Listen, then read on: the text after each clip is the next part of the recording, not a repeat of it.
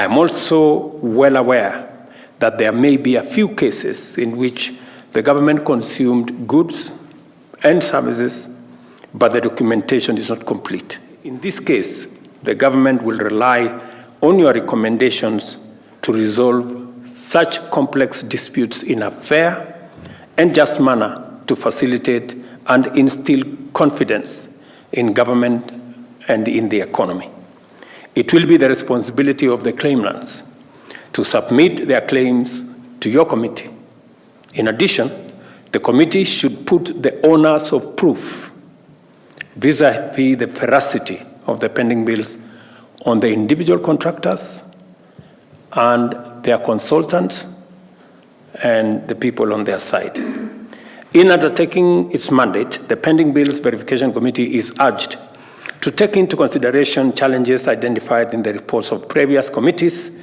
on verification of pending bills and apply them appropriately for speedy resolution. And I am very clear in my mind that this is a national exercise of very significant importance, and we are looking to these very able Kenyans and team identified by the Ministry of Finance to work on this very noble but necessary and important assignment to get Kenya on the right footing so that we know what we owe and we can then design how we are going to pay and alleviate the challenges that have bedeviled many enterprises, suppliers, and many people who have done business with government. Government must lead the way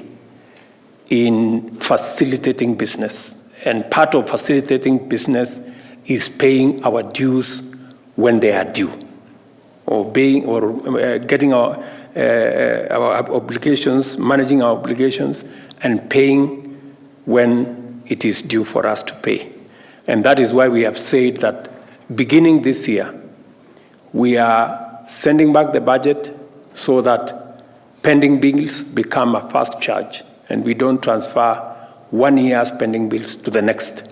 We sort them out before so that we avoid this accumulation. And I expect the National Treasury and all the other agencies to make sure that this is done. This morning, I had an engagement with members of parliament on all the other interventions, the change that we are proposing on the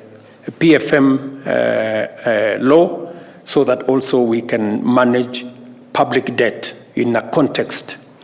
that is understood and in a context that every stakeholder is brought on board. We've also proposing to change the PFM law to also take care of multi-year projects that have for a long time caused a lot of complication, because 1 year's budget is factored in without thinking about what's going to happen next year. Now, all of it is going to be captured so that we can manage our expectations, we can manage our budget, and much more importantly, we can manage our public debt, because we don't want to be in the situation that we are now again. And for us to avoid being where we are today is to make sure that we plan ourselves appropriately. With these few remarks, I now declare this Pending Bills Verification Committee officially inaugurated and wish you all the best as you settle down to work for our nation.